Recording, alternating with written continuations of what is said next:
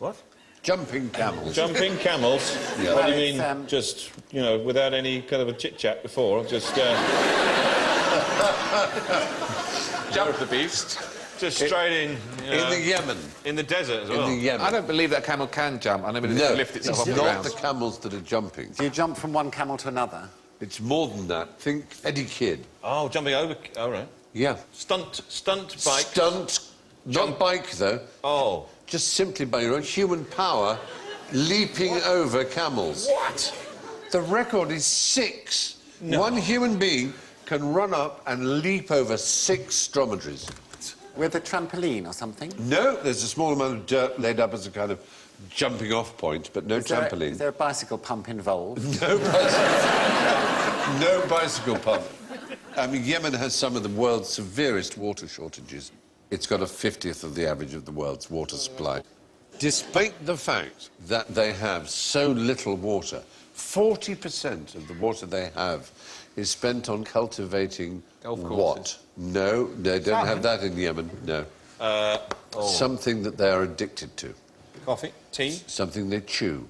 Oh, Chewing gum. Cat. Cat is the right answer. Yes. Cat. Cat. There it is. Cat. You can see it behind you. Not cats, but cat. Cat is a herb. It's a slight stimulant. It's not like cane or speed or anything like that. It's not like an amphetamine. It's more like an espresso. Well... It gives you a kind of buzz. Yeah, it's like an aero. It's about a third of the economic activity of the Yemen. No wonder they're doing so well. Goes into cats. Don't they have cat houses in London, don't they? Where people actually go around and chew it. They sit, like Yemeni blokes to sit around just down for days on end. And the older men get huge pouchy cheeks because they fill it so much of it. Oh, I know where I'm going for my holidays.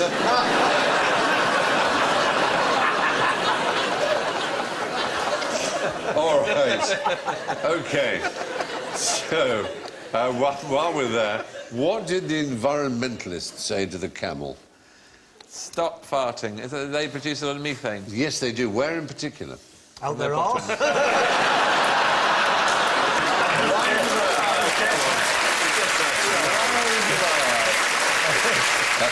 there is a particular place where camels are extremely numerous.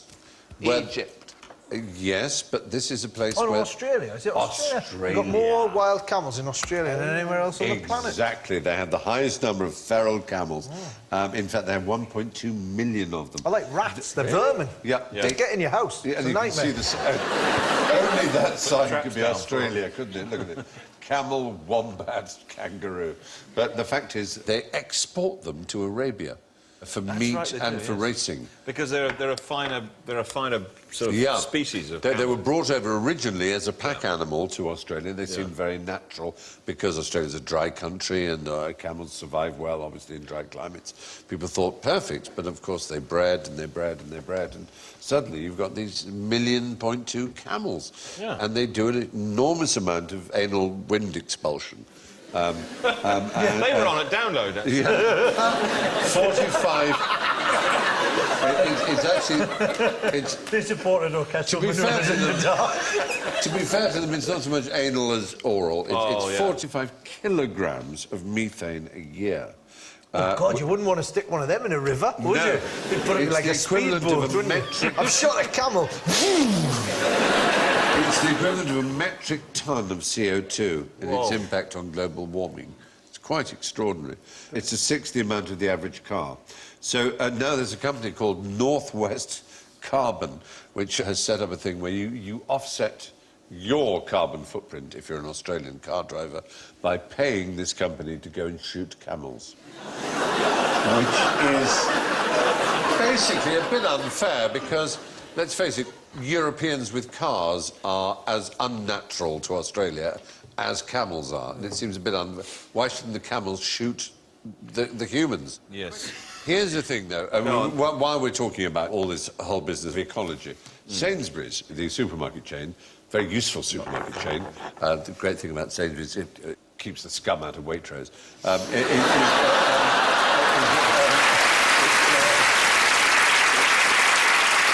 All right. Here's an initiative announced by Sainsbury's. Go on. By reducing the diameter of the tube of a loo roll from 123 millimetres to 112 millimetres, right? Just 11 millimetre reduction. They will be able to fit more rolls into the same lorry. Given the scale of the loo roll market, we use 45 to 50 rolls a year each. And that's including you. I do that over weekend. Yes, all right. This will mean 500 fewer lorry trips a year just by doing that, by reducing the centre tube by 11 millimetres. Wow, this is the principal difference between men and women, in my view, is the amount of loo roll that women use is unbelievable. I mean, a roll could go in one visit. Really? To be fair, though... Wrapping it round. What's that? At least women don't pee all over the floor. You know that's not true. A lot of women clapping there. Obviously, they do use more loo roll, but it's a lot harder for them to shake than it is for us. Do you know what I mean? Cheeky flick, everything's fine. For a woman to do that, she's got to get on a swing. Or one of those power plates, you know, the ones that go... Right. Just one of those. You wouldn't need a power plate. All you need is a vibrating loo. Oh, that's it. There you go. Sit on it, you have a wee, press a button. Yeah. Jump in, you're clean. Trouble with that is they'd never get off it.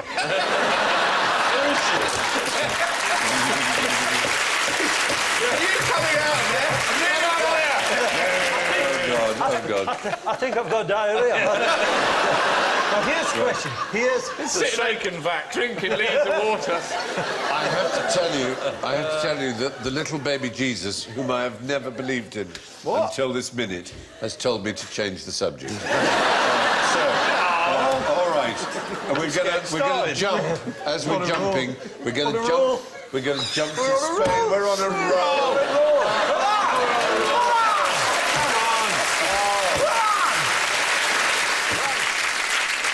Why do these babies have nothing to fear?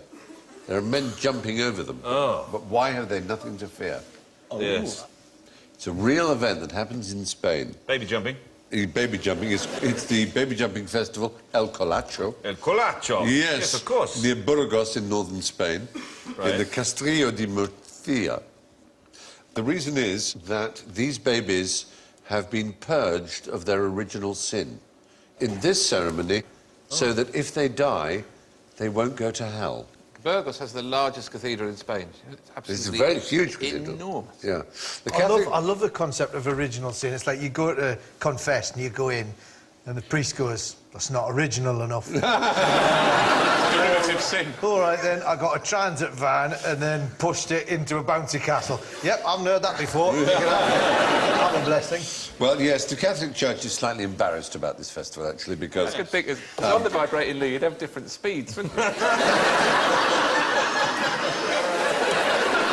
Dial. Maybe side to side, forwards and back, round and round. But basically... And then one... and then one like the waltzers. They go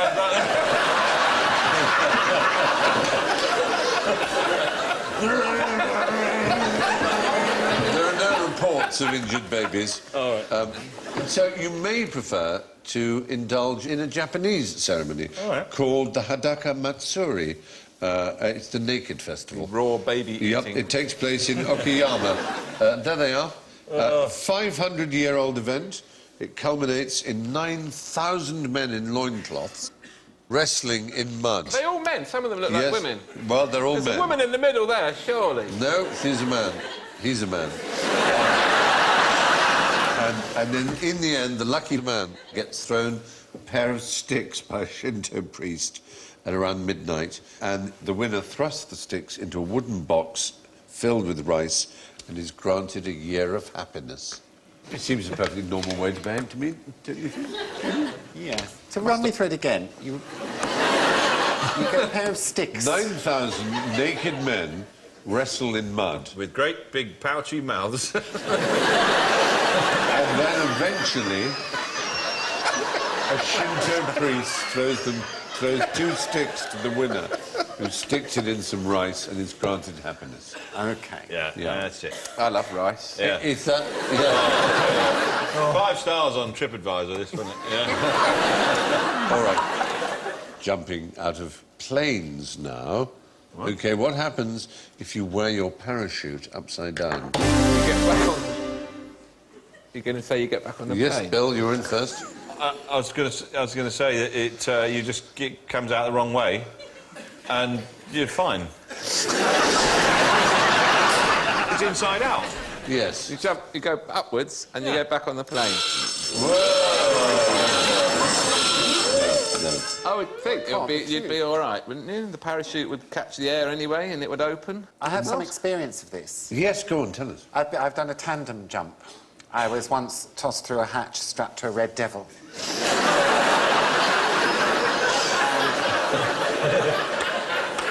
My life sort of flashed before me. Yes. And I didn't think the parachute was going to come out, but obviously it did, or I wouldn't be here.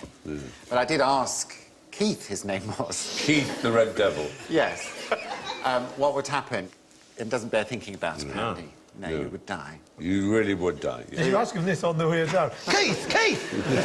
Shut up! Just shut up! You can't speak at all. Before the parachute goes up, you're falling so quickly, your cheeks are out here. Pouch-like. Pouch-like. You see a theme is emerging. And I had a camera attached to my helmet, which... Everyone is to behave. Just because Julian said helmet it's not a cue for laughter. It is a butch moment. It's a night out, isn't it? Yes. Anyway, you couldn't speak because of the velocity of the wind filling up every orifice. Can I have a point? You certainly can. You're absolutely right, yeah. The problem with the early days of parachuting was that the standard-shaped parachute would cause a lot of waving back and forwards. So someone said that maybe a V-shaped parachute would be a good idea. A 61-year-old watercolourist called Cocker. Oh, Cocking, I beg his pardon. Cocking. Robert Cocking. You have like an innuendo buzzer then. His name was Robert Cocking. And he tried out in 1837 the V-shaped, and he became parachuting's first fatality. You know, this probably got this on the cost, but you know that the SAS, you know how they do the old abseiling out of the helicopters? Yes. And stuff? They actually... Rappelling, you're thinking of. What? Rappelling. How dare you? Yeah. Speed rappelling. Speed rappelling. Yeah, they experimented parachuting out of helicopters, and of course the downdraft caved the thing in and they just die. Yeah. So that's why they did the rappelling, as I like to call it. Yeah. Very good. You get sucked up into the updraft, which you don't want to get sucked up. You don't want to get sucked up in it, or what? You don't... Stop it. Cocking... Pouch like mouths.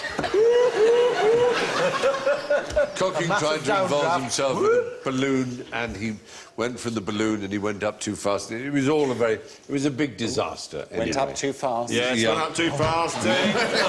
He died on the spot, and the landlord of the pub where he landed charged people £6 to look at his body and made £10, which is quite successful. He was lying there stiff as a board. Yeah. But his widow successfully sued him and he had to pay the £10 back.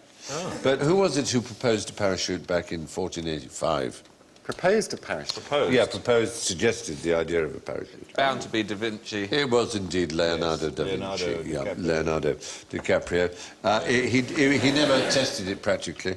The first actual jump of a parachute was made in 1783. Which is quite early, isn't it? Yes. By someone called Louis-Sébastien Lenormand, from a height of only 4 metres. So there we are, that's your parachuting. Now, this is fun. It's a dubious theory about jumping foxes. A dubious theory from Stephen Fry. According to researchers from the Czech Republic, foxes prefer to pounce on their prey in a northeasterly direction. As long as they do so, they are successful 73% 20% of the time. If they jump in some other direction, they're much less successful, 18% of the time. So, the researchers think they must be using the Earth's magnetic field in some way which we don't yet understand. Dubious or not, visit foxyschmoxy.co.uk and then decide for yourself if you dare. A dubious theory from Stephen Fry.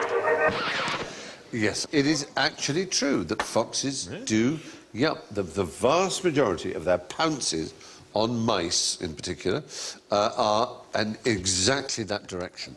In the northern hemisphere, the magnetic field tilts downwards at about 65 degrees. Yeah. And the idea is the fox searches for the spot where the angle of the sound hitting its ears matches the slope of the Earth's magnetic field. It knows it's then a fixed distance away and can accurately leap on the mouse. It seems to be that it does have some very strong bearing on the Earth's magnetic field. And while we're on the subject of snow, we should look at avalanches. What should you not do if there's a danger of an avalanche? Make a loud noise. Oh, Julian, I wish you hadn't said that. No. Although it's a convenient plot device in movies, the idea of a gunshot or a shout or a loud noise causing an avalanche is a complete fallacy. Oh, I'm sure I've seen it in a film. As I say, it does happen in films, Right. but not in real life. Look at this one here. Wow. Look at it. Look at this. Coming straight at the camera. This is scary. Look at that. Jesus. Look, I mean, that is... I'd love it if it came over Julian and Ross. And then it's going to hit the camera in any minute. Bang. All right, so we're now going to have something incredibly exciting. At least I hope it's exciting. It's a jolly jape. I do love my jolly japes. I love a jolly jape. I've got here a little... What I'm going to try and do is I'm going to try and create something that will make you think, no, Stephen, this is not possible. Stephen, I will now bow down and worship you forever. I'm going to try and create a square bubble. No. No. Shut up, Stephen! I'm on the verge of worshipping you forever. Yeah, exactly. Yeah. How would you not be? A square bubble. Shut the all front door. So I've got this. I've got this here. Can you see that bubble there? Oh. But it's not yet Wow. square. But if I blow, No way! square bubble. Oh. Square bubble.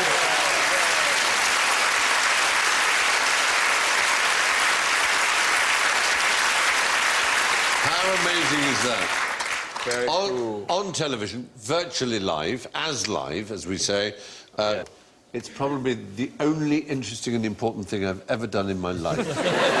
But I'm proud, and thank you for enjoying my square bubble. Oh, Well, that's the Jolly Jape. And on that bubble shell, I jump over to the scoreboard. I suppose I have to begin at the bottom. Julian. No.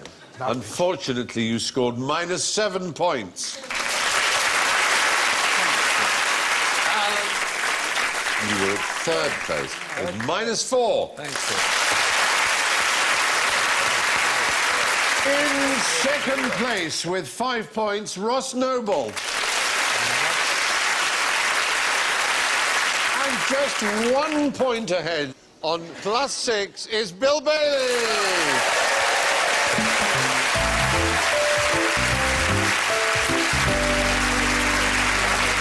Well, that's all from Julian, Ross, Bill, Alan and me. Be adorable to each other always. Good night.